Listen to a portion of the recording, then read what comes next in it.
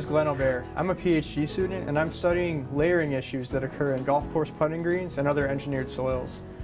So right now we're doing a column study where we built golf course putting green soil profiles inside of these plastic columns, and we want to measure iron inside of these columns. So we're adding iron to the surface, we're watching how it moves through the soil, how much comes out, and then we want to see how much iron is deposited at different depths. And so traditional iron extraction requires you to cut this column open, and that's destructive, and that would end the study. And so we wanted to figure out a way to non-destructively measure iron inside of these tubes. So we're utilizing X-ray fluorescence spectroscopy, or XRF, to measure iron through the plastic walls of these tubes and measure iron inside the soil. So we went through many iterations of this measurement.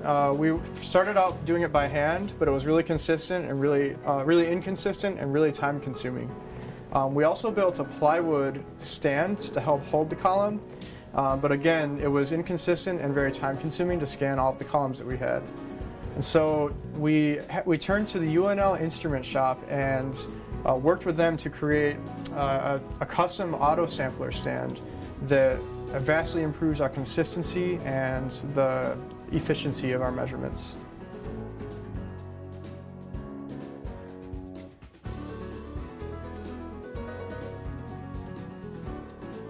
Okay, well, it's a long process. It starts with an idea, obviously, Glen's idea, and then ours from there. We use multiple different computer softwares and CAD and CAM softwares to draw a 3D model of the part, form an assembly, and these softwares are really nice. You can actually build the assembly and watch it operate and move and the tubes turn. And from that point, if it's working well on the computer, we form blueprints and then bring the idea to life.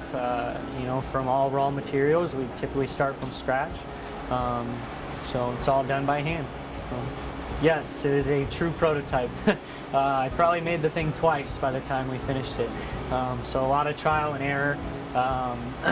We did a lot of stuff that we don't usually do here, a lot of small moving parts. So those like to bind up, and we have to remake them and polish them and make sure everything's running smooth. So it was fun, but it was a long process.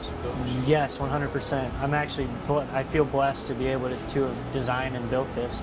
I've never seen anything like it. From what I understand in the field, it's brand new. And it's exciting. So.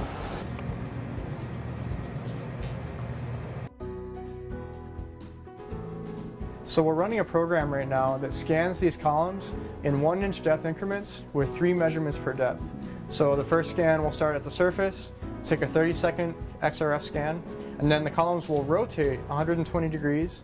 It'll take another 30-second scan, then they'll rotate again, take another 30-second scan, and then the columns will move 1 inch and it'll start at the next depth. So that program will run through these 6 columns in about a 2-hour time period.